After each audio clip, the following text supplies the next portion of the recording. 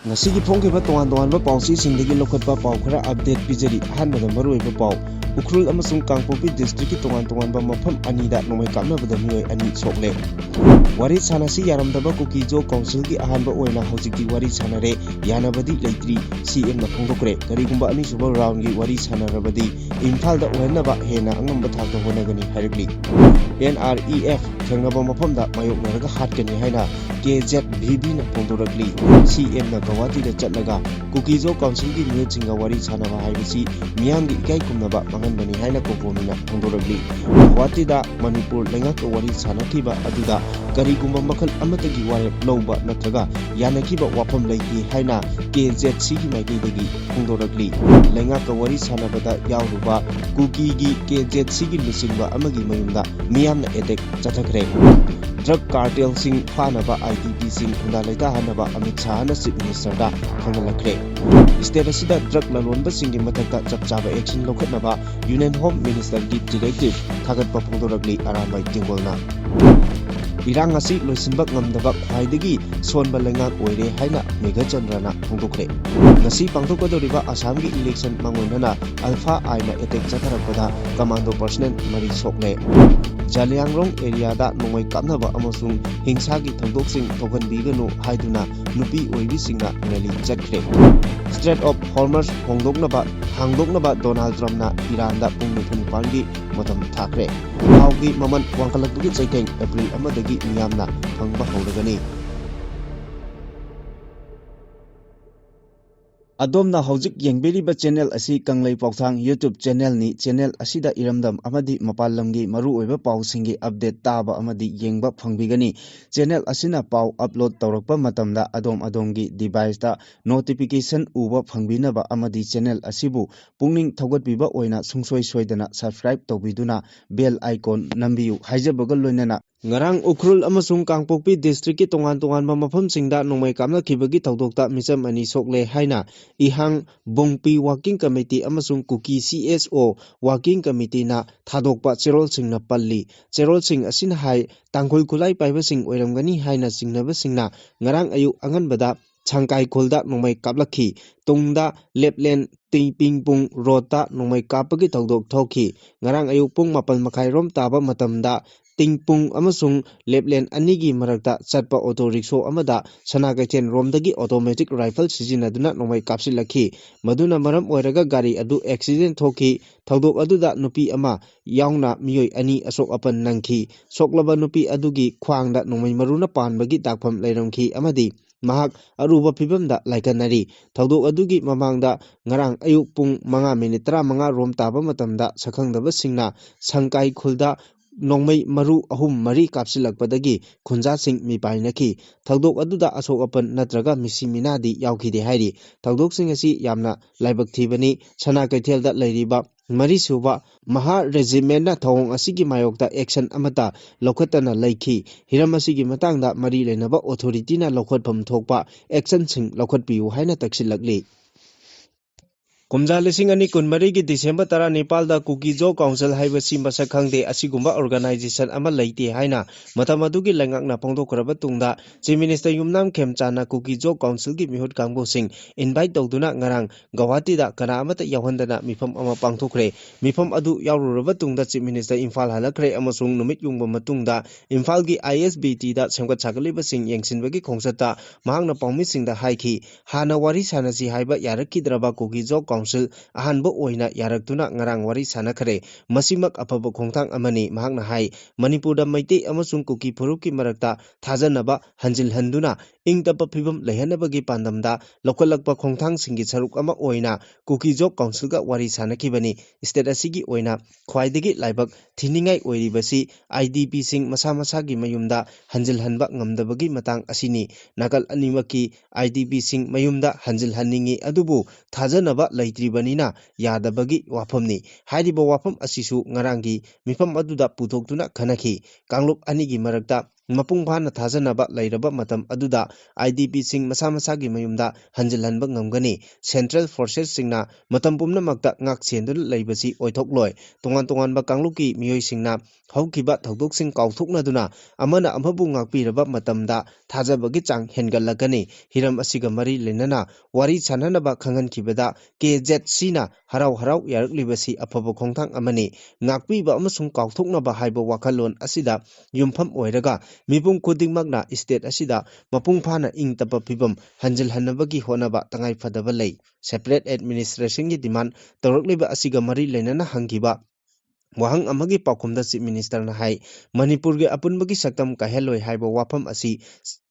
Prime minister Narendra ꯃꯣꯗꯤꯅ ꯃꯃꯥꯡꯗ ꯃꯌꯦꯛ ꯁꯦꯡꯅ ꯂꯥꯎꯊꯣꯛꯄ ꯂꯩꯈ꯭ꯔꯦ꯫ ꯄ꯭ꯔꯥꯏꯝ ꯃꯤꯅꯤꯁꯇꯔꯅ ꯃꯤꯌꯥꯝꯗ ꯊꯥꯖꯕ ꯄꯤꯈ꯭ꯔꯕ ꯃꯔꯝꯅ hiram asigi matangda makha tana hangningai leitre buffer zone ga mari leinana hangkibo wahang amagi paukhumda hai leingaki oinadi buffer zone haiba ama leite mayek sengna khanghankhre leingaki maikeidagi wari sanabada buffer zone haiba ama pankhiba leite adubu irang khara leiribanina sensitive zone haina adum pannai kanglop anigi marakta mapung phana thajanaba leitriba maramna security forces singna sensitive zone singda checkpoint hangduktuna mathau pangthokpani ingtapa phibam hanjil hanabagi pukjeng sena honaminaba mathau tai haiki kanagumba amana phongdokkiba wafamgi matangda hanjin neinaduna leibagi mathau tade kokomina atopa state ta chatlaga wari sananabagi matangda hangba wahang amagi paukhumna bangna haiki leingak asi kokomi gi makhada leiba nate adungmakpu anisuba round gi oina wari sanabada hek ngamliba makhai imfalda pangthoknaba honagani mamangi leingakna Kuki Job Council haibasi masak khangde hairaga karigi wari sanaribano haibagi wahangda chief minister hai matam adugi wafamdu lisingani kunmari gini aduga haujikna lisingani kuntarukni kari demand tawrakpage haibagi matangda mahakna hai none ngapigani no demand no commitment haiki Makatarakpa Pauda Naga Revolutionary Eastern Front NREF ki Mioising Thengnaba Mapamda Mayok Naraga Hatkani Haina Kukijo Village Volunteer KZVV na akanba wafam thamlagi KZVV Central Defense Committee na thadokpa warol amana hai Manipur gi Ukhrul Kamjong Kampokpi Maikeida militant outfit asina irang chagatuna khudongthiba kaya thokalle tampakta base tawba underground group singi mating lauraga NREF na mafam asida thabak thoram kaya laukhallaktuna Kuki amadi Nagagi marakta nungsina handanabagi honare oiragliba phibam asi nungnangba pokningai ni haina palladuna makhatana hai matam sangna kangluk masel nungsi chanana laiminaragliba mafam asida atamnana ingtapa phibam kaihannaba honaragli haukiba March 13 da water supply gi pipeline semjinba satkhiba Kuki jogi khunja ani phakhraga thangnaba numitki ayukta umang amada sina phangkraba matungda KZVV gi wafam asi phongdorakpani hairi Lamdam asida tangdu leitaba hanjilaknaba wari chanabagi khongthang ama oina laukhallagliba asi taramna oi adubu leibak asigi chief minister masa Manipur gi wangmada chatlaga loop amaga wari chanariba asidi yaba ngamloi haina kokomi gi maikeidagi phongdorakli hiram asiga mari leinana lamphel pata leiba kokomi gi office da loop asigi thongmi sing yauna ngarang pangthokiba paugi mifam amada loop asigi convener YK Dhirena hai kumja lisingani kulumdoi me ahumdagi haurakhiba irang asina maram oiraga lamdam asida khaibung tanabagi mawong amada leiriba asi mahausa gi phibamda hanjillaknaba loop asina angamba thakta honaduna lagli asigumba tanja asida iramdam asigi ikai khumnaba mangadaba mawong amada kanagumba amaga hekta wari saba haibasidi maram chadaba amani haina loop asina lawi maram asina tangdu leitaba hanjillaknaba wari sanabagi khongthang ama laukhallagliba asi kokomina taramna oi adubu lamdam asigi ikai khumnaba mangadaba thausil thorang singdi loop asigi mayokta tawbani haina lawgani Chief Minister Yumnam Khemchandga Guwahati da unaraga wari sanakiba aduda kariguma makhal amatagi warep lawba natraga yanakiba wafam amata leite haina Kuki Job Council KZC gi maikeidagi phongdoragli hiramasigi matangda KZC gi Information and Publicity na thadokpa cherol amana hai ngarang ihan hanbo oina Manipur lengaki Chief Minister Y Khemchand na luchingduna ꯀꯦꯖꯦꯠ ꯁꯤꯒꯤ ꯂꯨꯆꯤꯡꯕꯁꯤꯡꯒ ꯒꯧꯍꯥꯇꯤꯗ ꯋꯥꯔꯤ ꯁꯥꯟꯅꯈꯤ ꯄꯨꯡ 7ꯇꯒꯤ ꯍꯧꯈꯤꯕ ꯋꯥꯔꯤ ꯁꯥꯟꯅꯕ ꯑꯗꯨ ꯄꯨꯡ 1 minute 45 ꯔꯣꯝ ꯆꯠꯊꯈꯤ ꯆꯍꯤ 3 ꯐꯥꯔꯛꯂꯕ ꯃꯩꯇꯩ ꯑꯃꯁꯨꯡ ꯀꯨꯀꯤ ꯖꯣ ꯑꯅꯤꯒꯤ ꯃꯔꯛꯇ ꯊꯣꯛꯂꯤꯕ ꯏꯔꯥꯡ ꯑꯁꯤꯗ ꯏꯍꯥꯟ ꯍꯥꯟꯕ ꯑꯣꯏꯅ ꯂꯩꯉꯥꯛꯀ ꯋꯥꯔꯤ ꯁꯥꯟꯅꯈꯤꯕ ꯑꯗꯨ ꯁꯤꯡꯊꯥꯅꯤꯡꯉꯥꯏ ꯑꯣꯏꯕ ꯈꯣꯡꯊꯥꯡ ꯑꯃꯅꯤ ꯉꯔꯥꯡꯒꯤ ꯃꯤꯐꯝ ꯑꯗꯨꯗ ꯀꯦꯖꯦꯠ ꯁꯤꯒꯤ ꯃꯥꯏꯀꯩꯗꯒꯤ ꯆꯤꯞ ꯃꯤꯅꯤꯁꯇꯔ ꯋꯥꯏ ꯈꯦꯝꯆꯥꯟꯗ ꯇꯣꯉꯥꯟꯕ ꯋꯥꯐꯝ ꯀꯌꯥ ꯄꯨꯈꯠꯈꯤ ꯃꯔꯨꯑꯣꯏꯅ ꯀꯨꯀꯤ ꯑꯃꯁꯨꯡ ꯇꯥꯡꯈꯨꯜ ꯑꯅꯤꯒꯤ ꯃꯔꯛꯇ ꯊꯣꯛꯂꯤꯕ ꯏꯔꯥꯡ ꯑꯁꯤ ꯂꯥꯛꯁꯤꯟꯅꯕ ꯑꯃꯗꯤ ꯏꯔꯥꯡ ꯑꯁꯤꯒꯤ ꯋꯥꯍꯟꯊꯣꯛ ꯂꯩꯕ ꯑꯃꯗꯤ ꯇꯨꯡ ꯀꯣꯏꯅ ꯆꯠꯅꯒꯗꯕ ꯋꯥꯔꯣꯏꯁꯤꯟ ꯑꯃ ꯄꯨꯔꯛꯅꯕ ꯑꯃꯁꯨꯡ ꯚꯤꯛꯇꯤꯝꯁꯤꯡꯗ ꯑꯆꯨꯝꯕ ꯋꯥꯌꯦꯜ ꯐꯪꯍꯟꯅꯕꯒꯤ ꯃꯇꯥꯡꯗ ꯆꯤꯞ ꯃꯤꯅꯤꯁꯇꯔꯗ ꯇꯛꯁꯤꯟꯈꯤ ꯋꯥꯐꯝꯁꯤꯡ ꯑꯗꯨ ꯆꯤꯞ ꯃꯤꯅꯤꯁꯇꯔꯅ ꯄꯨꯛꯅꯤꯡ ꯆꯪꯅ ꯇꯥꯕꯤꯕꯒ ꯂꯣꯏꯅꯅ ꯂꯨꯝꯅ ꯂꯧꯈꯤ ꯑꯃꯔꯣꯝꯗ ꯃꯩꯇꯩ ꯑꯃꯁꯨꯡ ꯀꯨꯀꯤ ꯑꯅꯤꯒꯤ ꯃꯔꯛꯇ ꯊꯣꯛꯂꯤꯕ ꯏꯔꯥꯡ ꯑꯁꯤꯒꯤ ꯄꯣꯂꯤꯇꯤꯀꯦꯜꯒꯤ ꯑꯣꯏꯕ ꯋꯥꯔꯣꯏꯁꯤꯟ ꯑꯃ ꯄꯨꯔꯛꯇ꯭ꯔꯤꯕ ꯐꯥꯎꯕ ꯕꯐꯔ ꯖꯣꯟ ꯅꯤꯡꯊꯤꯅ ꯉꯥꯛ ꯁꯦꯟꯅꯕꯒꯤ ꯃꯔꯨꯑꯣꯏꯕ ꯋꯥꯐꯝꯁꯨ ꯆꯤꯞ ꯃꯤꯅꯤꯁꯇꯔꯗ ꯈꯪꯍꯟꯈꯤ ꯂꯣꯏꯅꯅ ꯍꯧꯖꯤꯛ ꯆꯠꯊꯔꯤꯕ ꯁꯨꯒꯤ ꯋꯥꯔꯤ ꯁꯥꯟꯅꯕ ꯑꯁꯤ ꯈꯨꯃꯥꯡ ꯌꯥꯎꯁꯤꯟꯗꯨꯅ ꯆꯞ ꯆꯥꯕ ꯋꯥꯔꯣꯏꯁꯤꯟ ꯑꯃ ꯄꯨꯔꯛꯇꯨꯅ ꯔꯤꯖꯟ ꯑꯁꯤꯗ ꯇꯨꯡ ꯀꯣꯏꯅ ꯆꯠꯅꯒꯗꯕ ꯇꯪꯗꯨ ꯂꯩꯇꯥꯕ ꯄꯨꯔꯛꯅꯕꯒꯤ ꯃꯇꯥꯡꯗꯁꯨ ꯁꯟꯗꯣꯛꯅ ꯊꯝꯈꯤ ꯋꯥꯐꯝꯁꯤꯡ ꯑꯗꯨ ꯇꯥꯔꯕ ꯃꯇꯨꯡꯗ ꯆꯤꯞ ꯃꯤꯅꯤꯁꯇꯔꯅ ꯃꯅꯤꯄꯨꯔꯗ ꯃꯍꯧꯁꯥꯒꯤ ꯇꯪꯗꯨ ꯂꯩꯇꯥꯕ ꯍꯟꯖꯤꯜꯂꯛꯅꯕꯒꯤ ꯃꯇꯥꯡꯗ ꯂꯩꯉꯥꯛ ꯑꯁꯤꯅ ꯄꯥꯏꯈꯠꯂꯛꯂꯤꯕ ꯊꯕꯛ ꯊꯧꯔꯝ ꯀꯌꯥꯒꯤ ꯃꯇꯥꯡꯗ ꯃꯔꯤꯛ ꯆꯨꯝꯅ ꯊꯝꯈꯤ ꯂꯣꯏꯅꯅ ꯍꯧꯖꯤꯛꯀꯤ ꯂꯨꯔꯕ ꯇꯥꯟꯐꯝ ꯑꯁꯤꯗ ꯀꯦꯖꯦꯠ ꯁꯤꯅ ꯑꯆꯧꯕ ꯈꯣꯡꯊꯥꯡ ꯑꯃ ꯊꯥꯡꯗꯨꯅ ꯃꯔꯨꯑꯣꯏꯕ ꯊꯧꯗꯥꯡ ꯑꯃ ꯂꯧꯔꯛꯄ ꯑꯁꯤꯒꯤꯗꯃꯛ ꯃꯍꯥꯛꯅ ꯊꯥꯒꯠꯄ ꯐꯣꯡꯗꯣꯛꯂꯛꯈꯤ ꯄꯨꯝꯅꯃꯛꯁꯤꯡ ꯑꯁꯤ ꯑꯣꯏꯗꯨꯅꯁꯨ ꯉꯔꯥꯡꯒꯤ ꯋꯥꯔꯤ ꯁꯥꯟꯅꯕ ꯑꯗꯨꯗ ꯀꯔꯤꯒꯨꯝꯕ ꯃꯈꯜ ꯑꯃꯠꯇꯒꯤ ꯋꯥꯔꯦꯞ ꯅꯠꯇ꯭ꯔꯒ ꯌꯥꯅꯈꯤꯕ ꯄꯨꯔꯛꯈꯤꯕ ꯋꯥꯐꯝ ꯑꯃꯠꯇ ꯂꯩꯇꯦ ꯍꯥꯏꯅ ꯀꯦꯖꯦꯠ ꯁꯤꯒꯤ ꯆꯦꯔꯣꯜ ꯑꯁꯤꯅ ꯃꯈꯥ ꯇꯥꯔꯤ ꯆꯤꯞ ꯃꯤꯅꯤꯁꯇꯔ ꯌꯨꯝꯅꯥꯝ ꯈꯦꯝꯆꯥꯟꯒ ꯅꯍꯥꯟ ꯒꯧꯍꯥꯇꯤꯗ ꯋꯥꯔꯤ ꯁꯥꯟꯅꯕ ꯌꯥꯎꯔꯨꯕ ꯀꯨꯀꯤ ꯖꯣꯕ ꯀꯥꯎꯟꯁꯤꯜꯒꯤ ꯂꯨꯆꯤꯡꯕ ꯍꯦꯂꯤꯌꯥꯡꯊꯥꯡ ꯊꯥꯡꯂꯦꯠꯀꯤ ꯆꯨꯔꯆꯥꯟꯄꯨꯔꯗ ꯂꯩꯕ ꯃꯍꯥꯛꯀꯤ ꯌꯨꯝꯗ ꯉꯔꯥꯡ ꯅꯨꯡꯊꯤꯜ ꯄꯨꯡ 3 ꯔꯣꯝ ꯇꯥꯔꯛꯄꯗ ꯃꯤꯌꯥꯝꯅ ꯅꯨꯡ ꯊꯥꯖꯤꯟꯗꯨꯅ ꯑꯦꯇꯦꯛ ꯆꯠꯊꯈ꯭ꯔꯦ ꯑꯦꯇꯦꯛ ꯑꯗꯨ ꯍꯧꯖꯤꯛꯀꯤ ꯑꯣꯏꯅ ꯁꯦꯀ꯭ꯌꯨꯔꯤꯇꯤ ꯐꯣꯔꯁꯁꯤꯡꯅ ꯂꯥꯛꯁꯤꯟꯗꯨꯅ ꯊꯝꯂꯦ ꯍꯥꯏꯔꯤ ꯑꯃꯔꯣꯝꯗ ꯋꯥꯔꯤ ꯁꯥꯟꯅꯈꯤꯕꯒꯤ ꯃꯇꯥꯡꯗ ꯀꯦꯖꯦꯠ ꯁꯤꯒꯤ ꯆꯦꯔꯣꯜ ꯑꯃꯅ ꯍꯥꯏ ꯅꯨꯃꯤꯗꯥꯡ ꯄꯨꯡ 7ꯇ ꯍꯧꯈꯤꯕ ꯃꯤꯐꯝ ꯑꯗꯨ ꯆꯥꯎꯔꯥꯛꯅ ꯄꯨꯡ 1 ꯃꯤꯅꯤꯠ 45 ꯔꯣꯝ ꯆꯠꯊꯈꯤ ꯃꯩꯇꯩ ꯑꯃꯁꯨꯡ ꯀꯨꯀꯤ ꯖꯣꯕ ꯐꯨꯔꯨꯞꯀꯤ ꯃꯔꯛꯇ ꯀꯥꯡꯂꯨꯞꯀꯤ ꯏꯔꯥꯡ ꯊꯣꯔꯛꯄ ꯆꯍꯤ 3 ꯐꯥꯖꯤꯜꯂꯛꯄ ꯇꯨꯡꯗ ꯑꯍꯥꯟꯕ ꯑꯣꯏꯅ ꯃꯤꯐꯝ ꯑꯗꯨ ꯄꯥꯡꯊꯣꯛꯈꯤꯕꯅꯤ ꯍꯥꯏꯔꯤ ꯌꯨꯅꯤꯌꯟ ꯍꯣꯝ ꯃꯤꯅꯤꯁꯇꯔ ꯑꯃꯤꯠ ꯁꯥꯍꯅ ꯃꯅꯤꯄꯨꯔꯗ ꯍꯧꯖꯤꯛ ꯑꯣꯏꯔꯤꯕ ꯐꯤꯚꯝ ꯑꯁꯤꯒꯤ ꯃꯇꯥꯡꯗ ꯁꯦꯀ꯭ꯌꯨꯔꯤꯇꯤ ꯔꯤꯚ꯭ꯌꯨ ꯃꯤꯇꯤꯡ ꯄꯥꯡꯊꯣꯛꯈꯤꯕꯒ ꯂꯣꯏꯅꯅ ꯗ꯭ꯔꯒ ꯀꯥꯔꯇꯦꯜꯁꯤꯡ ꯐꯥꯅꯕ ꯑꯃꯁꯨꯡ IDP ꯄꯨꯝꯅꯃꯛ ꯃꯁꯥ ꯃꯁꯥꯒꯤ ꯃꯌꯨꯝꯗ ꯍꯟꯖꯤꯜꯍꯟꯅꯕꯒꯤꯗꯃꯛꯇ ꯃꯅꯤꯄꯨꯔꯒꯤ ꯆꯤꯞ ꯃꯤꯅꯤꯁꯇꯔ ꯌꯨꯝꯅꯥꯝ ꯈꯦꯝꯆꯥꯟꯗ ꯈꯪꯍꯜꯂꯛꯈ꯭ꯔꯦ ꯏꯁꯇꯦꯠ ꯑꯁꯤꯗ ꯊꯝꯂꯝꯕ ꯄ꯭ꯔꯦꯁꯤꯗꯦꯟ ꯔꯨꯜ ꯂꯧꯊꯣꯛꯈ꯭ꯔꯕ ꯇꯨꯡꯗ ꯑꯍꯥꯟꯕ ꯑꯣꯏꯅ ꯍꯥꯏꯕ꯭ꯔꯤꯠ ꯃꯣꯗꯇ ꯄꯥꯡꯊꯣꯛꯄ ꯃꯤꯐꯝ ꯑꯃꯗ ꯆꯤꯞ ꯃꯤꯅꯤꯁꯇꯔ ꯋꯥꯏ ꯈꯦꯝꯆꯥꯟꯁꯨ ꯚꯔꯆꯨꯑꯦꯜ ꯑꯣꯏꯅ ꯁꯔꯨꯛ ꯌꯥꯈꯤ governor Ajit Kumar Bhalla director general of police Rajiv Singh ꯑꯃꯁꯨꯡ ꯑꯇꯩ ꯁꯦꯅꯤꯌꯔ ꯑꯣꯐꯤꯁꯤꯌꯦꯜꯁꯤꯡꯁꯨ ꯁꯔꯨꯛ ꯌꯥꯈꯤꯕ ꯃꯤꯐꯝ ꯑꯗꯨꯗ ꯗ꯭ꯔꯒ ꯁ꯭ꯃꯒ꯭ꯂꯤꯡ ꯂꯥꯛꯁꯤꯟꯅꯕ ꯃꯅꯤꯄꯨꯔ ꯂꯩꯉꯥꯛꯅ ꯄꯥꯏꯈꯠꯂꯛꯂꯤꯕ ꯊꯕꯛ ꯊꯧꯔꯝꯁꯤꯡ ꯃꯄꯨꯡ ꯐꯥꯕ ꯔꯤꯄꯣꯔꯠ ꯑꯃ ꯃꯤꯅꯤꯁꯇ꯭ꯔꯤ ꯑꯣꯐ ꯍꯣꯝ ꯑꯦꯐꯤꯌꯔꯁꯇ ꯄꯤꯈꯠꯂꯛꯅꯕ ꯈꯪꯍꯜꯂꯛꯈꯤ ꯁꯦꯀ꯭ꯌꯨꯔꯤꯇꯤ ꯐꯣꯔꯁꯇꯒꯤ ꯂꯥꯛꯈꯤꯕ ꯅꯣꯡꯃꯩ ꯄꯨꯝꯅꯃꯛ ꯂꯧꯈꯠꯅꯕ ꯁ꯭ꯇꯦꯠ ꯑꯦꯗꯃꯤꯅꯤꯁꯇ꯭ꯔꯦꯁꯟꯗ ꯈꯨꯗꯛꯇ ꯃꯊꯧ ꯇꯥꯕ ꯊꯕꯛꯁꯤꯡ ꯄꯥꯏꯈꯠꯅꯕꯒꯤ ꯃꯇꯥꯡꯗꯁꯨ ꯍꯣꯝ ꯃꯤꯅꯤꯁꯇꯔꯅ ꯈꯪꯍꯜꯂꯛꯈꯤ ꯀꯨꯝꯖꯥ 2019 ꯃꯦ ꯊꯥꯗꯒꯤ ꯃꯅꯤꯄꯨꯔꯗ ꯊꯣꯛꯂꯛꯈꯤꯕ ꯀꯥꯡꯂꯨꯞꯀꯤ ꯍꯥꯠꯅ ꯁꯨꯅꯕ ꯑꯁꯤꯒ ꯃꯔꯤ ꯂꯩꯅꯅ ꯄꯨꯂꯤꯁꯇꯒꯤ ꯅꯣꯡꯃꯩ 6,000 ꯍꯦꯟꯅ ꯂꯥꯛꯈ꯭ꯔꯕ ꯃꯇꯨꯡꯗ ꯁꯦꯀ꯭ꯌꯨꯔꯤꯇꯤ ꯑꯦꯖꯦꯟꯁꯤꯁꯤꯡꯅ ꯈꯨꯠꯂꯥꯏ 1,000 ꯀꯌꯥ ꯂꯧꯈꯠꯄ ꯉꯝꯗ꯭ꯔꯤ ꯍꯥꯏꯅ ꯐꯣꯡꯗꯣꯛꯈꯤ ꯍꯣꯝ ꯃꯤꯅꯤꯁꯇꯔ ꯑꯃꯤꯠ ꯁꯥꯍꯒꯤ ꯃꯥꯏꯀꯩꯗꯒꯤ ꯁ꯭ꯇꯦꯠ ꯑꯁꯤꯗ ꯂꯩꯔꯤꯕ ꯗ꯭ꯔꯒ ꯀꯔꯕꯥꯔ ꯆꯥꯎꯅ ꯇꯧꯔꯤꯕꯁꯤꯡꯒꯤ ꯃꯊꯛꯇ ꯑꯀꯟꯕ ꯑꯦꯛꯁꯟ ꯂꯧꯈꯠꯅꯕ ꯍꯟꯗꯛꯇ ꯅꯧꯅ ꯗꯤꯔꯦꯛꯇꯤꯚ ꯄꯤꯔꯛꯈꯤꯕ ꯑꯗꯨꯒꯤꯗꯃꯛ ꯑꯔꯥꯝꯕꯥꯏ ꯇꯦꯡꯒꯣꯜꯒꯤ ꯃꯥꯏꯀꯩꯗꯒꯤ ꯊꯥꯒꯠꯄ ꯐꯣꯡꯗꯣꯔꯛꯂꯤ ꯑꯔꯥꯝꯕꯥꯏ ꯇꯦꯡꯒꯣꯜ GSQꯒꯤ ꯀꯟꯇ꯭ꯔꯣꯜ ꯔꯨꯝ ꯑꯣꯄꯔꯦꯇꯔ ꯈꯥꯕ ꯃꯉꯥꯡꯅ ꯊꯥꯗꯣꯔꯛꯈꯤꯕ ꯆꯦꯔꯣꯜ ꯑꯃꯅ ꯍꯥꯏ ꯏꯁꯇꯦꯠ ꯑꯁꯤꯗ ꯃꯔꯨꯑꯣꯏꯅ ꯃꯅꯤꯄꯨꯔꯒꯤ ꯆꯤꯡꯒꯤ ꯃꯐꯝꯁꯤꯡꯗ ꯄꯥꯛ ꯁꯟꯅ ꯄꯣꯄꯤ ꯊꯥꯕ ꯑꯁꯤꯅ ꯅꯦꯁꯅꯦꯜ ꯁꯦꯀ꯭ꯌꯨꯔꯤꯇꯤꯗ ꯆꯥꯎꯅ ꯁꯤꯡꯅꯕ ꯑꯃ ꯄꯤꯔꯛꯂꯤ ꯑꯁꯤꯒꯨꯝꯂꯕ ꯏꯜꯂꯤꯒꯦꯜ ꯑꯦꯛꯇꯤꯚꯤꯇꯤ ꯀꯌꯥ ꯑꯁꯤꯅ ꯃꯅꯤꯄꯨꯔ ꯈꯛꯇ ꯅꯠꯇꯅ ꯂꯩꯕꯥꯛ ꯑꯁꯤꯒꯤ ꯅꯣꯔꯊ ꯏꯁ ꯔꯤꯖꯟ ꯑꯃꯁꯨꯡ ꯏꯟꯗꯤꯌꯥ ꯄꯨꯝꯕꯗ ꯂꯩꯔꯤꯕ ꯅꯍꯥ ꯃꯤꯂꯤꯌꯟ ꯀꯌꯥꯗ ꯑꯆꯧꯕ ꯆꯩꯊꯦꯡꯁꯤꯡ ꯄꯤꯔꯤ ꯑꯁꯤꯒꯨꯝꯕ ꯑꯥꯏꯟ ꯀꯥꯏꯅ ꯗ꯭ꯔꯒꯀꯤ ꯀꯔꯕꯥꯔꯗꯒꯤ ꯐꯪꯂꯛꯄ ꯁꯦꯟꯐꯝꯁꯤꯡ ꯑꯁꯤꯅ ꯑꯥꯏꯟꯅ ꯌꯥꯗꯕ ꯑꯃꯁꯨꯡ ꯍꯤꯡꯁꯥꯒꯤ ꯊꯧꯑꯣꯡ ꯀꯌꯥꯗ ꯁꯤꯖꯤꯟꯅꯗꯨꯅ ꯏꯁꯇꯦꯠ ꯑꯁꯤꯗ ꯑꯃꯁꯨꯡ ꯃꯁꯤꯒꯤ ꯋꯥꯡꯃꯗ ꯁꯥꯟꯇꯤ ꯑꯃꯁꯨꯡ ꯇꯪꯗꯨ ꯂꯩꯇꯥꯕ ꯐꯤꯚꯝꯗ ꯆꯥꯎꯅ ꯑꯀꯥꯏꯕ ꯄꯤꯔꯤꯕꯅꯤ ꯏꯁꯇꯦꯠ ꯑꯁꯤꯗ ꯏꯜꯂꯤꯒꯦꯜ ꯏꯃꯤꯒ꯭ꯔꯦꯟꯠꯁꯤꯡꯅ ꯄꯥꯛ ꯁꯟꯅ ꯄꯣꯄꯤ ꯄꯥꯝꯕꯤ ꯊꯥꯕ ꯑꯃꯁꯨꯡ ꯗ꯭ꯔꯒꯀ ꯃꯔꯤ ꯂꯩꯅꯕ ꯊꯧꯑꯣꯡꯁꯤꯡ ꯄꯥꯛ ꯁꯟꯅ ꯆꯠꯊꯔꯤꯕ ꯑꯁꯤꯗ ꯑꯔꯥꯝꯕꯥꯏ ꯇꯦꯡꯒꯣꯜꯅ ꯍꯛꯆꯤꯟꯅ ꯂꯧꯏ ꯃꯔꯝ ꯑꯗꯨꯅ ꯗ꯭ꯔꯒꯀ ꯃꯔꯤ ꯂꯩꯅꯕ ꯏꯁꯨꯁꯤꯡ ꯑꯁꯤꯗ ꯑꯊꯨꯕꯒꯤ ꯑꯣꯏꯅ ꯑꯃꯁꯨꯡ ꯀꯔꯤꯒꯨꯝꯕ ꯐꯤꯚꯝ ꯑꯃꯠꯇꯗ ꯌꯥꯁꯤꯟꯅꯕ ꯇꯧꯗꯅ ꯈꯨꯗꯛꯇꯒꯤ ꯈꯨꯠ ꯊꯤꯡꯖꯤꯟꯐꯝ ꯊꯣꯛꯏ ꯂꯣꯏꯅꯅ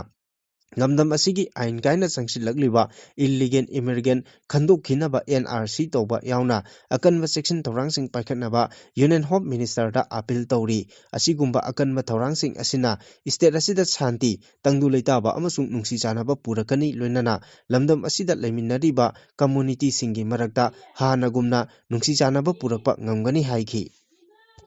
Manipur state asida matam sangna law and order ningthina ngakpa ngamdaba amasung mayoknariba kanglup anigi irang asi loisinba ngamdana thamliba asina state asigi puwari oina lehouragadaba tangkak amani amasung paliba lengak asi khwaidagi sonba lengak amani haina Manipur gi Congress ki lusingba kaisam Megachandra Singna maral sikre Megachandra na pangmi singda phongdokladuna hai mamang amasung hojik state asida paliba BJP na lusingba lengak asina sahi ahum mapung pharaklaba maite amasung kuki gi marakta thokliba irang asi loisinba ngamdana leiringai cherak asida hojik nongna amuk naga amasung kuki community anigi marakta leptana khut thoknaduna tension wangna leinari masina takpadi government asina sing amasung tampaki district singda security matik chana thamlabasu law and order ningthina ngaktuna misam miyam gi lanthum amasung punsi ngakpa ngamdana leiri haiba takpani mahangna makhatana hai nongna sing amasung tampakta thorakliba irangsing asida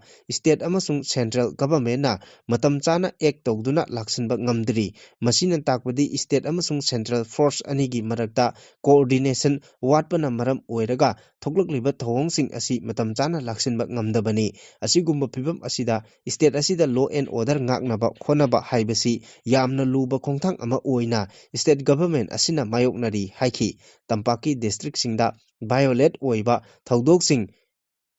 violence oiba thawngsing makhatana chatharabasu hojikmaki oina singi district sing maru oina ukhurul kamjong amasung kangpokbi ga tainaba mafam singda kuki amasung naga community anigi marakta nongna ungkhatnabagi thawdoksing asi thoktuna khunja kaya asok apan asi ana yawba haurakle yamna ngamlibadi ukhurul district ki mafam singda Thokiba kuki naga ungkhatnabagi tawdoksing aduda security personnel sing leina khunja singi yum thabada athingba pidaba thong asina takpadi state asida shanti puraknaba road map state government asina yathokpa ngamdana leiri haiba takpani irang asina internally displaced person IDP sing ohelaba singi awaba sing paladuna ke Megachandra na makhatana hai government asina IDP singi awaba thokhanba kokhanba ngamdana leiri masigi su mathakta IDP singi punsigi rehabilitate tauba amasung normancy purakpa ngamdri masi government asigi responsibility amasung accountability sing pumwat watpadagini haina mahakna maral sikhi Police Commando Battalion Kemta Khulai Paiba Singna RPG Yauna Nongmai Kapchinduna Chatharakiba Etekta Police Commando Personnel Mari Aso Apan Nangduna Laikan Nakre Hariba Thodo Asi Ngarang Ayuk Anganba Pung Ani Khara Helakpa Matamda Assamgi Tinsu Kiyagi Tarasuba Mine Manaki Jagunda Leiba Assam Police Commando Battalion da Thokibani Pau Asina Hai United Liberation Front of Assam Independent ULFA gi lanmising oigani haina thajanaba singna commando camp aduda rocket launcher manga kapsinduna attack chatharakhibaga loinana maike anidagi nongmai round kayasu kapsinduna attack chatharaki hairi thodok aduda commando gi personnel mari asok apan nangki laloba singi attack chatharakba aduda commando singi maike digi khut handuna maike animakta minute kuntra rom khut thongnaraba tungda laloba sing adu amambagi khudongchaba adu lawduna mafam adu thadokduna senki hairi pawasina makhatana soklaba personnel sing adu khudakta Dibrugarh da leiba Assam Medical College and Hospital da pugatuna laikanaki soklaba personnel sing adu Jorat dagi Chitaranjan Mali Dibrugarh dagi Chabuwa dagi Robin Ghosh Golpara dagi Jembus Marak amadi Jorat dagi Devasis Kawi Makhoi Marigi Manungda Amadi Pibam Luna Leiri Hari Thadok Thopamgi Akoibada Ahenba Security Force ki Kangmu Changsin Kibaga Loinana Akoiba Mafam Sing Adu High Alert Lautoktuna Akanba Operation Chathari Ngasi Pangthokadoriba Assam Assembly Election gi Mangoinana Thokpa Thodok Oibana Lengaki Maikedigisu Thodok Adu Hakchina Lobuga Loinana Jeneriba Myoising Phanaba Honari Loinana Achangi Mafam Kayada Ngakchenbagi Tabak Kankhat Hankre Hari Ngarang ayu pung nipan rom tarakpa matamda anirak suba oina numit yungba matungda Tamenglong district ki Tausem subdivision ki manung chanba Kaimai police station na konba National Highway 37 Imphal Jiribam lambi gi manak nakna leiba New Koifundai khulda Lalulup da Jaliangrong United Front ZUF amasung National Socialist Council of Nagalim Isak Muiba anigi marakta akan mamongda nomai kamna khibagi tawdoksing adubu akan mamongda yaningdaba phongdokladuna Rongmai Luha Phoan Gwainanglong Longgreen na sinduna Kaifundai khul asigi nupi singna National Highway asida thoraktuna miyamgi oiba santigi rally ama chatkre santigi oina chatkiba rally aduda nupi singi khongchat adubu khongjangloy singna Jaliangrong area asida asigumba nomai kamnaba amasung hingsagi tawdoksing thokanbiganu haiduna we want peace between two brothers and no fighting between two brothers haiba kholau kaya lauduna chatkhi ZUF amasung NSCN-IM anigi marakta New Kaifundai da nomai kamna kibagi tawdok aduna maram oiraga manak nakpada leiba khunjasing akiba poktuna saphagadaba mafamsingda lanjen nakre amaromda nomai kamna kibagi tawdok aduda miyoi amata asokapan yaukibagi paudi laikhide hiramasiga mari lenana police station na case register tawkre hari Makhatarpa atopa pauda pung ni punipal gi manungda Strait of Hormuz hangdokadabani haina US President Donald Trump na Iran da akan mawafam thamkre social media platform da thagalakpa warol amada Donald Trump na haiki karigumba pung ni punipal gi manungda yamna maru oiba lambi asi hangdoktaba tarabadi United States na tongan ba power plant singda attack chathaba hauragani chairak asida Iran gi IRGC Aerospace Force na luchingba Major General Said Majid Mujabir na hai nongthak lambi pumba Iran na khudum chanduna thamliba maramna US amasung Israel na nongthaktagi attack chathanaba honarakpada arembada tahallagani social media platform X ta thakalakpa warol amada Mujabir na haiki Iran gi anoba thorang asina America gi thabak thoram pumnamak aremba tahallagani Iran na kapsinkiba missile sing Israel na nongthakta ngakthokpa ngamkhidre hojik chathariba lanpham asi anoba yawon amada laklagani haina phongdokhi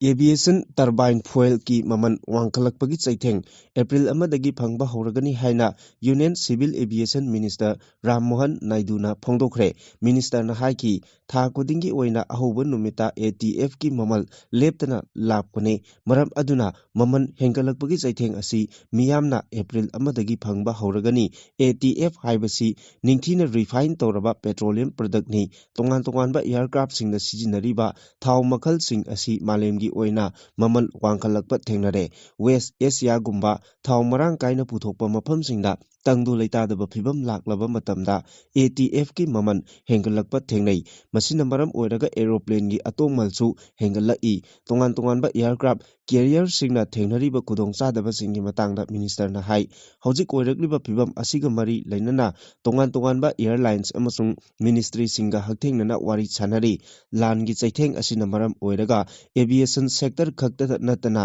external affairs na petroleum amasung natural gas ki matang su achoba chaitheng phangbagi phibam ama uba phangle pumnamak asi oiduna su plane tongduna chathok chasin tawriba passenger singda khudong chadaba mayokna handanaba lenghangna akhanaba tawrang kaya lokhatli April amada ATF ki mamal ka hena wangkalakba yabagi phibam leibana tongan ba airlines singda achoba chaitheng ama pigadawri thawgi maman hengalakbaga mari leinana domestic airlines kharadadi tiketa thawgi ahenba mamal loba haunakre Air India amasung Air India Express ki oinadi domestic flight singi damak lupa chahum mariphutramapanda ahenba mamal loba haukre international flight singi oinadi West Asia da paigadaba flight singi oina lupa chanipan kunthra amasung ka hena lapa mafamda paigadaba flight singi oina lupa lising tarataruk chatruk lowki Indigo gi oina lupa chamari kunmanga dagi hauraga lupa lising ani chahum phawba fuel charger oina lawre Akasa Air gi oina lupa chama mariphutramapan dagi lupa lising ama chahum ahenba mamal lawri chairak asida lalgi chaithengna maram oiraga Premium petroleum liter amagi maman lupa ani hengatkre industrial diesel gi mamalna litre ꯑꯃꯗ ꯂꯨꯄꯥ 22ꯒꯤ ꯆꯥꯡꯗ ꯍꯦꯟꯒꯠꯂꯦ꯫ Middle east ꯍꯧꯖꯤꯛ ꯑꯣꯏꯔꯛꯂꯤꯕ ꯐꯤꯚꯝ ꯑꯁꯤꯅ ꯃꯔꯝ ꯑꯣꯏꯔꯒ ꯊꯥꯎꯒꯤ ꯃꯃꯜ ꯍꯦꯟꯒꯠꯂꯛꯄꯅꯤ, ꯑꯗꯨꯕꯨ ꯅꯣꯔꯃꯦꯜ ꯄꯦꯇ꯭ꯔꯣꯜ ꯑꯃꯁꯨꯡ ꯗꯤꯖꯜꯒꯤ ꯃꯃꯜꯗ ꯑꯍꯣꯡꯕ ꯂꯩꯇ꯭ꯔꯤ꯫ Ministry of petroleum and natural ꯒ꯭ꯌꯥꯁꯀꯤ ꯖꯣꯏꯟꯠ ꯁꯦꯀ꯭ꯔꯦꯇꯔꯤ ꯁꯨꯔꯖꯥꯇꯥ ꯁꯔꯃꯅ ꯍꯧꯖꯤꯛꯃꯛꯀꯤ ꯑꯣꯏꯅ ꯅꯣꯔꯃꯦꯜ ꯄꯦꯇ꯭ꯔꯣꯜ ꯑꯃꯁꯨꯡ ꯗꯤꯖꯜꯒꯤ ꯃꯃꯜ ꯍꯦꯟꯒꯠꯄꯒꯤ ꯋꯥꯐꯝ ꯂꯩꯇꯦ ꯍꯥꯏꯅ ꯐꯣꯡꯗꯣꯛꯈꯤ꯫ ꯃꯈꯥ ꯇꯥꯔꯛꯄ ꯑꯔꯣꯏꯕ ꯄꯥꯎꯗ ꯏꯗꯤꯇꯔ ꯀꯂꯝꯗꯒꯤ ꯃꯆꯪ ꯑꯣꯏꯕ ꯑꯃ ꯂꯧꯈꯠꯆꯔꯤ꯫ ꯏꯪ 2018ꯇ ꯄꯥꯡꯊꯣꯛꯀꯗꯧꯔꯤꯕ ꯖꯦꯅꯔꯦꯜ ꯏꯂꯦꯛꯁꯟꯗ ꯃꯤꯔꯦꯞ ꯑꯣꯏꯅꯤꯡꯕꯁꯤꯡ ꯆꯦꯟ ꯆꯣꯡꯕ ꯍꯧꯔꯛꯄ꯫ ꯍꯧꯈꯤꯕ 2018ꯒꯤ ꯃꯦ 3ꯗꯒꯤ ꯃꯩꯇꯩ ꯑꯃꯁꯨꯡ ꯆꯤꯟ ꯀꯨꯀꯤ ꯖꯣ ꯀꯥꯡꯂꯨꯞꯀꯤ ꯃꯔꯛꯇ ꯊꯣꯛꯂꯛꯈꯤꯕ ꯈꯨꯠꯂꯥꯏꯒꯤ ꯃꯨꯛꯅꯕ ꯋꯥꯊꯣꯛꯀꯤ ꯋꯥꯔꯣꯏꯁꯤꯟ ꯄꯨꯔꯛꯄ ꯉꯝꯗꯅ ꯂꯩꯔꯤ꯫ ꯆꯍꯤ 3 ꯍꯦꯜꯂꯛꯂꯕ ꯋꯥꯊꯣꯛꯀꯤ ꯋꯥꯔꯣꯏꯁꯤꯟ ꯄꯨꯔꯛꯅꯕꯒꯤ ꯊꯧꯔꯥꯡ ꯑꯣꯏꯅ ꯃꯇꯝ ꯑꯗꯨꯒꯤ ꯃꯤꯌꯥꯝꯒꯤ ꯂꯩꯉꯥꯛꯀꯤ ꯂꯨꯆꯤꯡꯕ ꯑꯦꯟ ꯕꯤꯔꯦꯟꯕꯨ ꯁꯦꯟꯇ꯭ꯔꯦꯜ ꯒꯚꯔꯟꯃꯦꯟꯠꯅ ꯔꯤꯖꯥꯏꯟ ꯇꯧꯍꯟꯗꯨꯅ ꯑꯦꯁꯦꯝꯕ꯭ꯂꯤ ꯑꯦꯅꯤꯃꯦꯇꯦꯗ ꯁꯁꯄꯦꯟꯗ ꯁꯦꯟꯇꯔꯗ ꯍꯛꯊꯦꯡꯅꯅ ꯂꯩꯉꯥꯛ ꯄꯥꯏꯔꯛꯄ ꯆꯍꯤ ꯑꯃ ꯊꯝꯂꯛꯈꯤꯕꯒ ꯏꯔꯣꯏꯅꯅ ꯁꯤꯡꯖꯃꯩ ꯀꯦꯟꯗ꯭ꯔꯒꯤ ꯑꯦꯝ.ꯑꯦꯜ.ꯑꯦ ꯋꯥꯏ ꯈꯦꯝꯆꯥꯟꯅ ꯂꯨꯆꯤꯡꯕ ꯑꯅꯧꯕ ꯂꯩꯉꯥꯛ ꯁꯦꯝꯈꯤꯕ ꯊꯥ 2 ꯃꯄꯨꯡ ꯐꯥꯖꯤꯜꯂꯛꯂꯦ꯫ ꯄꯤ.ꯑꯥꯔ ꯃꯇꯨꯡꯒꯤ ꯂꯩꯉꯥꯛ ꯑꯁꯤꯒꯤ ꯁꯤ.ꯑꯦꯝ ꯈꯦꯝꯆꯥꯟ ꯌꯥꯎꯅ ꯀꯦꯕꯤꯅꯦꯠ ꯃꯤꯅꯤꯁꯇꯔ 5 ꯋꯥꯁꯛ ꯂꯧꯗꯨꯅ ꯂꯩꯉꯥꯛꯂꯣꯟꯒꯤ ꯊꯧꯒꯥꯏ ꯄꯥꯡꯂꯤ꯫ ꯑꯋꯥꯠꯄ ꯀꯦꯕꯤꯅꯦꯠ ꯃꯤꯅꯤꯁꯇꯔ 9 ꯍꯥꯞꯆꯤꯟꯗꯅ ꯂꯩꯉꯥꯛꯂꯣꯟꯒꯤ ꯊꯧꯒꯥꯏ ꯄꯥꯡꯂꯤꯕ ꯑꯁꯤꯒꯤ ꯅꯨꯡꯒꯤ ꯑꯣꯏꯕ ꯃꯔꯝ ꯃꯤꯌꯥꯝꯗ ꯈꯪꯍꯟꯕ ꯂꯩꯇ꯭ꯔꯤ꯫ ꯑꯋꯥꯠꯄ ꯃꯤꯅꯤꯁꯇꯔꯁꯤꯡ ꯑꯊꯨꯕꯗ ꯍꯥꯞꯅꯕ ꯊꯧꯔꯥꯡ ꯇꯧꯔꯤ ꯍꯥꯏꯔꯕꯁꯨ ꯀꯔꯝꯕ ꯃꯇꯝꯗ ꯊꯕꯛꯇ ꯑꯣꯟꯊꯣꯛꯀꯗꯒꯦ ꯍꯥꯏꯕ ꯈꯪꯕ ꯉꯝꯗ꯭ꯔꯕꯅ ꯔꯨꯂꯤꯡ ꯑꯦꯝ.ꯑꯦꯜ.ꯑꯦꯁꯤꯡꯒꯤ ꯃꯔꯛꯇ ꯃꯤꯅꯤꯁꯇꯔꯒꯤ ꯄꯣꯁꯠ ꯐꯪꯅꯕ ꯄꯣꯂꯤꯇꯤꯀꯦꯜꯒꯤ ꯑꯣꯏꯕ ꯂꯣꯕꯤ ꯆꯠꯊꯅꯕ ꯎꯕ ꯐꯪꯂꯤ꯫ ꯃꯅꯤꯄꯨꯔ ꯂꯦꯖꯤꯁꯂꯦꯇꯤꯚ ꯑꯦꯁꯦꯝꯕ꯭ꯂꯤꯒꯤ ꯔꯨꯂꯤꯡꯒꯤ ꯂꯩꯐꯝ ꯊꯣꯛꯄ ꯃꯤꯅꯤꯁꯇꯔꯁꯤꯡꯒꯤ ꯃꯁꯤꯡ ꯁꯨꯗ꯭ꯔꯕꯁꯨ 12ꯁꯨꯕ ꯃꯅꯤꯄꯨꯔ ꯂꯦꯖꯤꯁꯂꯦꯇꯤꯚ ꯑꯦꯁꯦꯝꯕ꯭ꯂꯤꯒꯤ 8ꯁꯨꯕ ꯃꯤꯐꯝ ꯃꯥꯔꯆ 18ꯗ ꯂꯣꯏꯁꯤꯟꯈ꯭ꯔꯦ꯫ ꯃꯤꯐꯝ ꯑꯁꯤꯗ ꯔꯨꯂꯤꯡꯒꯤ ꯂꯩꯐꯝ ꯊꯣꯛꯄ ꯃꯤꯅꯤꯁꯇꯔꯁꯤꯡꯒꯤ ꯃꯁꯤꯡ ꯁꯨꯗꯕꯒꯤ ꯃꯊꯛꯇ ꯑꯣꯄꯣꯖꯤꯁꯟ ꯕꯦꯟꯆꯀꯤ ꯃꯥꯏꯀꯩꯗꯒꯤ ꯑꯌꯦꯠ ꯑꯄꯟ ꯑꯃꯠꯇ ꯄꯤꯗꯅ ꯏꯪꯅ ꯇꯞꯅ ꯂꯣꯏꯁꯤꯟꯈꯤ꯫ ꯁꯦꯁꯟ ꯃꯅꯨꯡꯗ ꯏꯁꯇꯦꯠ ꯑꯁꯤꯒꯤ ꯂꯩꯔꯤꯕ ꯀꯨꯀꯤꯒꯤ ꯋꯥꯊꯣꯛ ꯋꯥꯔꯣꯏꯁꯤꯟ ꯄꯨꯔꯛꯅꯕ ꯃꯄꯨꯡ ꯐꯥꯅ ꯈꯟꯅ ꯅꯩꯅꯅꯕ ꯂꯩꯈꯤꯗ꯭ꯔꯕꯁꯨ ꯁꯤ.ꯑꯦꯝꯒꯤ ꯃꯥꯏꯀꯩꯗꯒꯤ ꯋꯥꯔꯣꯏꯁꯤꯟ ꯄꯨꯔꯛꯅꯕ ꯍꯣꯠꯅꯔꯤ꯫ ꯃꯁꯤꯗ ꯃꯤꯌꯥꯝꯅ ꯃꯄꯨꯡ ꯐꯥꯕ ꯀꯣꯔꯄꯣꯔꯦꯁꯟ ꯄꯤꯕꯤꯌꯨ ꯍꯥꯏꯕ ꯋꯥꯐꯝ ꯊꯝꯈꯤ꯫ ꯍꯧꯖꯤꯛ ꯂꯩꯔꯤꯕ ꯋꯥꯊꯣꯛꯀꯤ ꯋꯥꯔꯣꯏꯁꯤꯟ ꯄꯨꯔꯛꯄ ꯉꯝꯗꯕ ꯑꯃꯗꯤ ꯑꯋꯥꯠꯄ ꯃꯤꯅꯤꯁꯇꯔꯁꯤꯡꯒꯤ ꯐꯝ ꯃꯦꯟꯁꯤꯟꯕ ꯉꯝꯗꯅ ꯂꯩꯔꯤꯉꯩ ꯆꯩꯔꯛ ꯑꯁꯤꯗ ꯂꯥꯛꯀꯗꯧꯔꯤꯕ 2018ꯇ ꯄꯥꯡꯊꯣꯛꯀꯅꯤ ꯍꯥꯏꯅ ꯄꯥꯅꯔꯤꯕ ꯖꯦꯅꯔꯦꯜ ꯏꯂꯦꯛꯁꯟꯗ ꯃꯤꯈꯜ ꯊꯦꯡꯅꯗꯨꯅ ꯂꯩꯉꯥꯛꯂꯣꯟꯒꯤ ꯆꯨꯛꯂꯤ ꯄꯥꯏꯕꯗ ꯌꯥꯎꯅꯕ ꯆꯦꯟ ꯆꯣꯡꯕ ꯍꯧꯅꯔꯦ꯫ ꯏꯁꯇꯦꯠ ꯑꯁꯤꯗ ꯂꯩꯔꯤꯕ ꯅꯦꯁꯅꯦꯜ ꯑꯃꯁꯨꯡ ꯔꯤꯖꯅꯦꯜ ꯄꯣꯂꯤꯇꯤꯀꯦꯜ ꯄꯥꯔꯇꯤꯁꯤꯡꯒꯤ ꯃꯔꯛꯇ ꯃꯥꯒꯤ ꯄꯣꯂꯤꯇꯤꯀꯦꯜꯒꯤ ꯑꯣꯏꯕ ꯀꯔꯝꯕ ꯃꯤꯑꯣꯏꯁꯤꯡ ꯏꯂꯦꯛꯁꯟ ꯊꯦꯡꯅꯍꯟꯒꯗꯒꯦ ꯍꯥꯏꯕꯒꯤ ꯀꯣꯛ ꯆꯨꯡꯁꯤꯟꯅꯕ ꯎꯕ ꯐꯪꯂꯤ꯫ ꯂꯣꯏꯅꯅ ꯔꯨꯂꯤꯡ ꯑꯃꯁꯨꯡ ꯑꯣꯄꯣꯖꯤꯁꯟꯒꯤ ꯑꯦꯝ.ꯑꯦꯜ.ꯑꯦ ꯃꯤꯅꯤꯁꯇꯔꯁꯤꯡꯁꯨ ꯃꯤꯈꯜ ꯊꯦꯡꯅꯗꯨꯅ ꯑꯃꯨꯛ ꯍꯟꯅ ꯂꯩꯉꯥꯛꯂꯣꯟꯒꯤ ꯆꯨꯛꯂꯤ ꯄꯥꯏꯅꯕ ꯍꯣꯠꯅꯕ ꯍꯧꯔꯦ꯫ ꯑꯃꯔꯣꯝꯗ ꯃꯃꯥꯡꯒꯤ ꯃꯤꯈꯜꯗ ꯃꯥꯏ ꯄꯥꯛꯍꯧꯗ꯭ꯔꯕꯁꯤꯡ ꯑꯃꯗꯤ ꯅꯧꯅ ꯃꯤꯈꯜ ꯊꯦꯡꯅꯅꯕ ꯍꯣꯠꯅꯕ ꯃꯤꯑꯣꯏꯁꯤꯡꯁꯨ ꯃꯤꯈꯜꯗ ꯃꯥꯏ ꯄꯥꯛꯅꯕ ꯍꯣꯠꯅꯗꯨꯅ ꯏꯂꯦꯛꯁꯟ ꯀꯦꯝꯄꯦꯟ ꯆꯠꯊꯕ ꯎꯕ ꯐꯪꯂꯤ꯫ ꯄꯥꯡꯊꯣꯛꯀꯗꯧꯔꯤꯕ ꯃꯤꯈꯜ ꯑꯁꯤꯗ ꯔꯨꯂꯤꯡꯒꯤ ꯑꯦꯝ.ꯑꯦꯜ.ꯑꯦꯁꯤꯡꯒꯤ ꯃꯔꯛꯇ ꯃꯁꯥꯒꯤ ꯄꯥꯔꯇꯤꯗ ꯑꯗꯨꯃꯛ ꯃꯤꯔꯦꯞ ꯑꯣꯏꯒꯗ꯭ꯔꯥ ꯅꯠꯇ꯭ꯔꯒ ꯄꯥꯔꯇꯤ ꯑꯃꯗ ꯑꯃꯨꯛ ꯆꯣꯡꯊꯣꯛꯈꯤꯗꯨꯅ ꯃꯤꯔꯦꯞ ꯑꯣꯏꯔꯛꯀꯗ꯭ꯔꯥ ꯍꯥꯏꯕꯒꯤ ꯄꯣꯂꯤꯇꯤꯀꯦꯜꯒꯤ ꯑꯣꯏꯕ ꯈꯨꯗꯣꯡꯆꯥꯕ ꯐꯪꯅꯕ ꯍꯣꯠꯅꯕꯁꯨ ꯌꯥꯎꯗꯕ ꯅꯠꯇꯦ꯫ ꯊꯧꯑꯣꯡ ꯑꯁꯤꯒ ꯃꯥꯟꯅꯅ ꯑꯣꯄꯣꯖꯤꯁꯟ ꯑꯦꯝ.ꯑꯦꯜ.ꯑꯦꯁꯤꯡꯒꯤ ꯃꯔꯛꯇꯁꯨ ꯈꯦꯟꯅꯗꯕ ꯅꯠꯇꯦ꯫ ꯄꯣꯂꯤꯇꯤꯀꯦꯜꯁꯤꯡꯒꯤ ꯃꯐꯝꯗ ꯄꯥꯔꯇꯤꯒꯤ ꯄ꯭ꯔꯤꯟꯁꯤꯄꯜꯁ, ꯑꯥꯏꯗꯤꯑꯣꯂꯣꯖꯤ ꯑꯃꯁꯨꯡ ꯗꯤꯁꯤꯄ꯭ꯂꯤꯅꯔꯤꯒꯤ ꯑꯣꯟꯅ ꯇꯩꯅꯕꯗ ꯄꯥꯔꯇꯤ ꯑꯃꯗꯒꯤ ꯄꯥꯔꯇꯤ ꯑꯃꯗ ꯆꯣꯡꯊꯣꯛ ꯆꯣꯡꯁꯤꯟꯒꯤ ꯈ꯭ꯋꯥꯏꯗꯒꯤ ꯅꯦꯝꯕ ꯂꯤꯆꯠ ꯑꯗꯨ ꯂꯥꯛꯀꯗꯧꯔꯤꯕ ꯖꯦꯅꯔꯦꯜ ꯏꯂꯦꯛꯁꯟꯗ ꯍꯦꯟꯅ ꯎꯕ ꯐꯪꯂꯛꯄ ꯌꯥꯕꯒꯤ ꯊꯥꯖꯕꯁꯨ ꯂꯩꯔꯤ꯫ ꯃꯩꯇꯩ ꯑꯃꯁꯨꯡ ꯀꯨꯀꯤ ꯀꯥꯡꯂꯨꯞ ꯑꯅꯤꯒꯤ ꯋꯥꯊꯣꯛ ꯑꯁꯤꯒꯤ ꯃꯇꯥꯡꯗ ꯃꯤꯌꯥꯝꯅ ꯔꯨꯂꯤꯡ ꯑꯃꯁꯨꯡ ꯑꯣꯄꯣꯖꯤꯁꯟ ꯄꯥꯔꯇꯤꯒꯤ ꯂꯦꯖꯤꯁꯂꯦꯆꯔꯁꯤꯡꯗ ꯈꯝ ꯊꯦꯡꯅ ꯄꯦꯟꯗꯕ ꯂꯩꯕꯒꯤ ꯃꯊꯛꯇ ꯀꯔꯝꯕ ꯄꯣꯂꯤꯇꯤꯀꯦꯜ ꯄꯥꯔꯇꯤꯒꯤ ꯃꯤꯔꯦꯞꯁꯤꯡꯗꯒꯤ ꯃꯤꯍꯨꯠ ꯑꯣꯏꯅ ꯈꯟꯒꯗꯒꯦ ꯍꯥꯏꯕꯒꯤ ꯅꯩꯅꯕ ꯍꯧꯔꯦ꯫ ꯏꯁꯝ ꯁꯝꯅ ꯍꯥꯏꯔꯕꯗ ꯃꯤꯌꯥꯝꯅ ꯄꯣꯂꯤꯇꯤꯀꯦꯜ ꯄꯥꯔꯇꯤꯒꯤ ꯂꯨꯆꯤꯡꯕꯁꯤꯡ ꯑꯃꯗꯤ ꯃꯤꯈꯜꯒꯤ ꯃꯤꯔꯦꯞ ꯊꯦꯡꯅꯅꯕ ꯆꯣꯡꯊꯣꯔꯛꯄ ꯄꯣꯂꯤꯇꯤꯁꯤꯌꯟꯁꯤꯡꯒꯤ ꯃꯐꯝꯗ ꯊꯥꯖꯕ ꯂꯩꯔꯛꯇ꯭ꯔꯤꯕ ꯑꯁꯤ ꯀꯔꯤ ꯃꯔꯝꯒꯤꯅꯣ ꯍꯥꯏꯕꯗꯨ ꯄꯥꯔꯇꯤꯁꯤꯡ ꯑꯃꯗꯤ ꯄꯣꯂꯤꯇꯤꯁꯤꯌꯟꯁꯤꯡꯅ ꯅꯩꯅꯐꯝ ꯊꯣꯛꯏ꯫